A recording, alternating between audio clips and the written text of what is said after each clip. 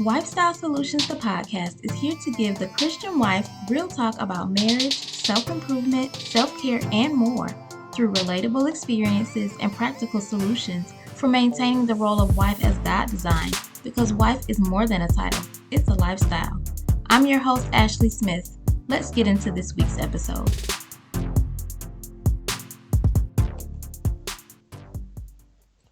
Hey, Wife Tribe. Thank you for joining me for this week's episode, Change Your Perspective. Do you ever create dramatic scenarios in your mind? So that's me.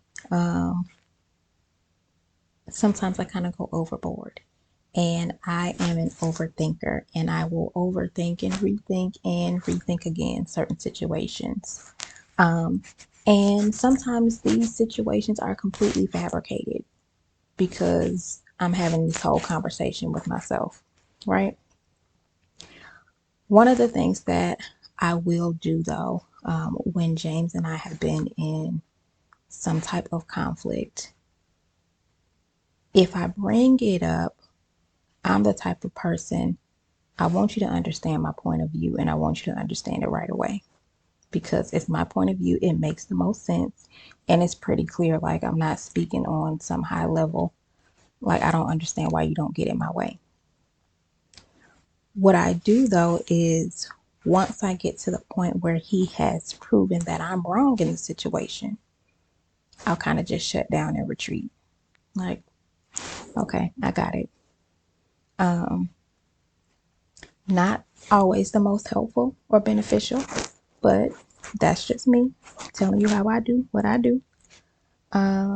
Sometimes my efforts to make him understand my point of view from the situation, like when he's not understanding, I'll just say, you know what, whatever. Like, I don't have time for this because you should get it right away. So I shut down, and whatever the problem was, is it now becomes his fault. So from there, there's like a snowball effect. And like I said, I go through all these scenarios and dramatics in my mind and make this situation so big. And it may not even really be what I'm trying to make it to be. So throughout my marriage, there have been times when I have been in situations where I've felt alone or felt like we've had a lack of communication or I've been tired of just the everyday mundane types of things. And what I've learned and had to realize is that I have to take responsibility for my contributions to those feelings. Why was I feeling the way that I was feeling at those times? So, thinking back, if there were times that I was feeling alone, was it that we just weren't on the same wavelength, or was it that I had in those moments withdrawn from James and I stopped the, I guess, the patterns and things of how we used to be, things to maintain our closeness and our unity? When there was lack of communication, was it that he wasn't talking, or was it that I stopped talking? Did I stop really sharing, the everything with him? I know there are times, or there have been times when I'll share and he doesn't respond the way that I want him to respond. So then in my mind, it's like, you know what? I'm just not going to tell you nothing else then because you should have responded in this particular way and you didn't do that. When there have been times when I've just gotten tired of, well, we don't do enough of this. We don't go out enough. We don't go on vacations or whatever the situation. Why is it that I could not have taken the initiative to plan a date night or plan a vacation or do something extra out of the ordinary? So I have a mind kind of like, okay, I'll try something once. And again, if James doesn't respond the way that I want him to, I'm like, all right, that didn't work. I'm done. So it's sometimes me pulling back and my lack of effort to really break through whatever these challenges might be. Because while in my mind, I'm now learning I can try and take responsibility for how some of these things are going and flowing in my marriage. Some of these issues can be real life, serious issues, but I can't necessarily put all of the responsibility on James to try to fix it. I have to make that effort as well. Like, this is my marriage. So I can't just say, hey, this particular thing isn't working right now. So if he wants it fixed, then, he can do it. Or if I can't just put it on him. I have to take responsibility. So, two things can be true. Your marriage can definitely be challenged, but you definitely can do something about it. So, how I view situations really does make all the difference. And what I've had to realize is that it's not always about me. Like, huh? Yeah, it's not always about me. I want it to be. It would be nice for it to be, but that's just not how marriage works. It's two people, two individuals who are active participants in this marriage. So I have to consider my husband's point of view in certain situations. When I'm feeling alone, or that there's not enough communication, or that we don't have date night, or whatever the situation is, have I considered that there's something that he might be going through? What are the pressures that he's feeling from work?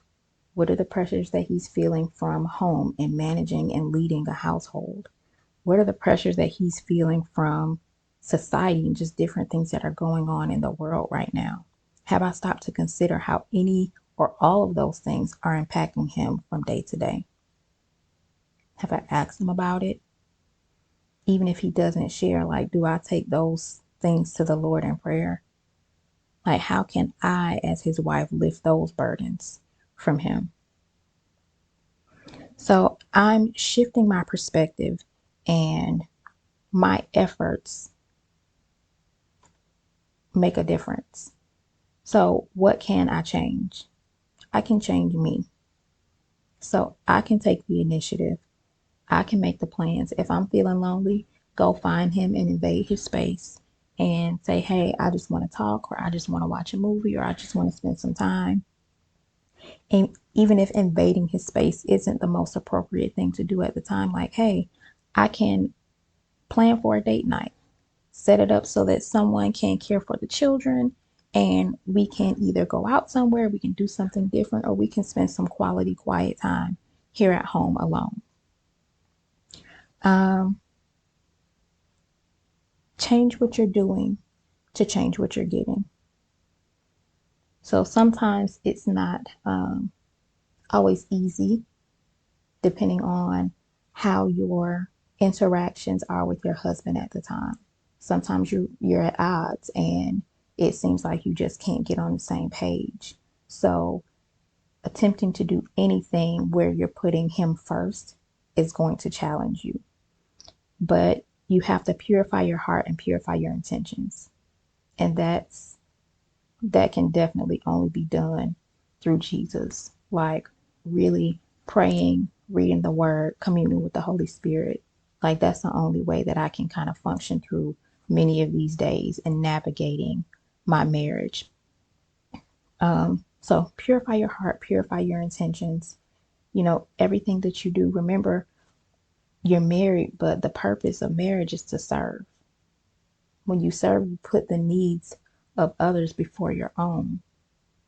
So how can you put the needs of your spouse above your own? What's something that you can be doing differently in that way? Now, sometimes when we make the effort, especially when we've had those times of discontentment within our relationships, our efforts can be met with sarcasm or silence, or just in a manner that we would prefer not to receive. When we're taking the step, we're swallowing our pride and we're trying to make this next step to say, you know what, I really want this to work. And we get met with snarky remarks or eye rolls or silence. I would say respond in love anyway. Because if you respond the way that you naturally want to respond, and he gives a smart remark and you pop off with your smart mouth, like, how is that going to be beneficial? How is that helping your marriage? If the purpose is for you to grow together and be one and in unity, and you're making this effort and you're taking this step to make things better, how are you going to return the negativity with negativity? It's defeating the purpose. It's defeating the purpose. So respond in love. Whatever that looks like for you. If it's biting your tongue, bite your tongue. If it's saying, you know what, being silent, that's a good one. That could be all the love you need in that moment, is to be silent in return. So, our wife hack: change your mind. Maybe your marriage isn't bad, but your thinking is. That's interesting, right? So I've had to reflect over the course of my own marriage and realize, hey, there were some times that were rough, but there were also some times that maybe they weren't really bad. It was just the way that I thought about things was bad. Maybe I didn't consider my husband and his feelings during those times, or the different pressures and stressors that were impacting his life. So try to look at challenging situations from his point of view.